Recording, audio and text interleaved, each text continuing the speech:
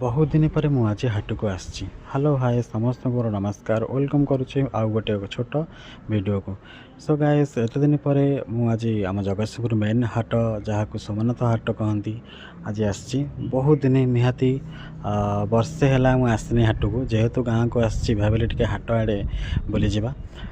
हाटर रूपरेख बहुत चेंज हो ये हूँ आम दुकान।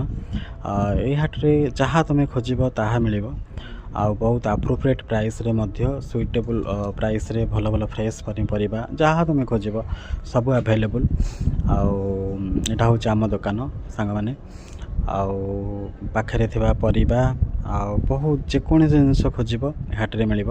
हाट मार्केट प्राइस ठारू हाट प्राइस बहुत कम थाए आ भल भल फ्रेश पनीपरिया मिलता है। आपण मानक आड़े भी हाट अच्छी कि ना कमेंट करी कहिबे।